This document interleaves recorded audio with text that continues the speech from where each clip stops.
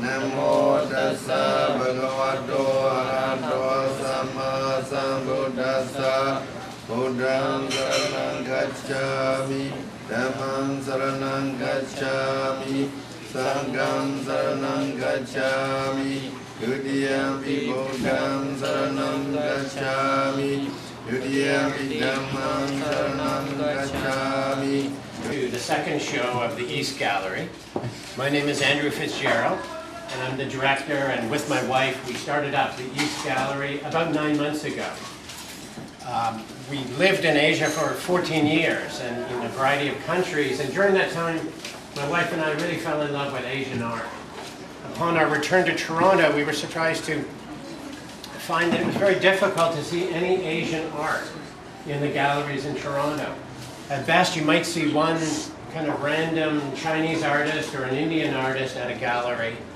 So there was no context provided to their work, no rounded perspective, a social and a historical perspective. So part of the objective of the East Gallery and these pop-up exhibitions that we've been doing is to provide a more rounded view of these artists. To begin with, we're having group shows to give people an idea of the spectrum of the art that's available and that's being produced in the countries. We also have special events. So we have a lecture next Thursday by a U of T professor who specializes in Buddhist studies. And in fact, one of the distinguished gentlemen here is actually studying with Christoph Emmerich at U of T. He will also be commenting on how Buddhism is reflected in art in Burma in a traditional way, and how some of these pictures and their representations of Buddhism and the Buddha might be untraditional. So I think next Thursday will be a very interesting lecture. I'm very happy as well to have Karen Connolly, who's here tonight. Karen, you put... There's Karen. Oh, making for the door. Feeding the kids. Feeding the kids. So Karen Connolly has written a couple of... well, in fact, last year was my favorite book that I read, The Lizard Cage, which takes place in Burma. And she's also written Burmese Lessons, which takes place in Burma. Amazing books. And she'll be doing a reading on Tuesday here at the gallery as well. These are all free events. And we're going to be open all night long for the Nuit Blanche, and the restaurant will be open as well. We have a kids activity, so we have an art challenge to encourage kids to do a kind of a bit of a scavenger hunt around the gallery. And my wife and I's intention is to make our gallery very kid-friendly, because I have very fond memories of going with my daughters in Hong Kong, first to the wet market, where they'd be chopping the live fish and they'd be flopping around with their heads cut off, and then going to an art gallery where I'd ask them, what is your favorite artist? I think museums can be tough for kids because they're so big, but a gallery is really the best place to bring kids in, give them a quick shot of art, and get them interested in an early age, open their eyes to the beauty of original work. So I encourage you, if you have children, please come back and they can participate in this art challenge. I'd be happy to give a little age-appropriate conversation with them about Burma, about art, about monks, about whatever they would like.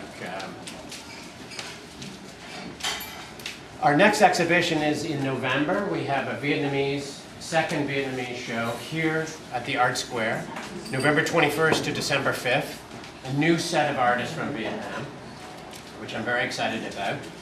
And before I introduce Kinzo Lad, I'd just like to take a couple of minutes and just say a few words about the artist here, if I may. As some of you may be aware, in Asia, one of the big themes in contemporary art is this tension between traditionalism and modernity. The rapid economic change that Asia has undergone is being expressed by the artists in this kind of cynical realism in many cases. There's an aggressiveness.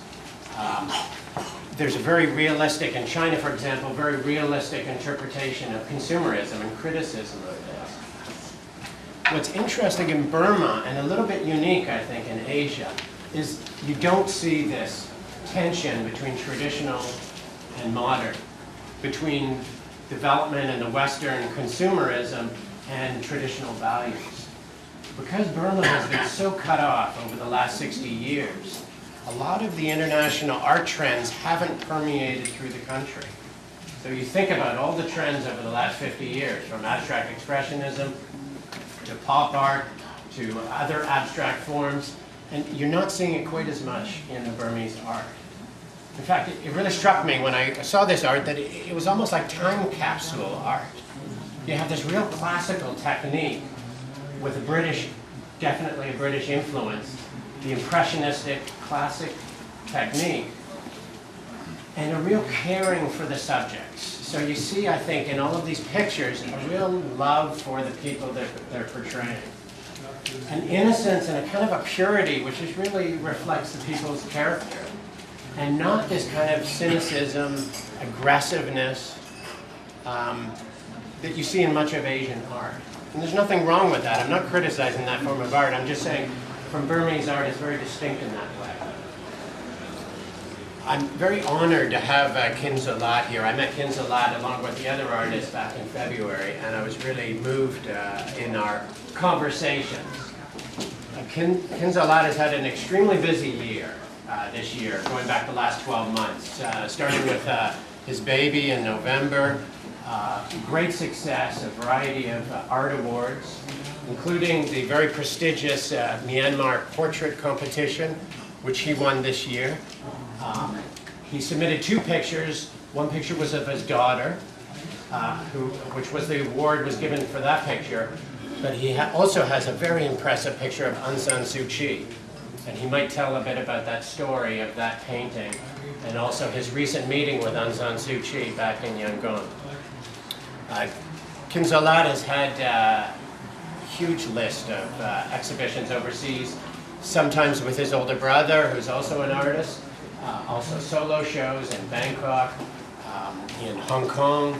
He's had many shows in the United States, mostly in group shows, but in Washington, in Boston, many different locations. Shows in Shanghai, residencies in Malaysia, and a string of art awards as well, going back way to the year 2000, where he won the Youth Award.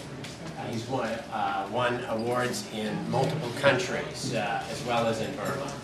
So I'm very honored to have FitzGerald arrive here after a very long trip. And I want to welcome him here, and I want to give him the opportunity of saying a few words.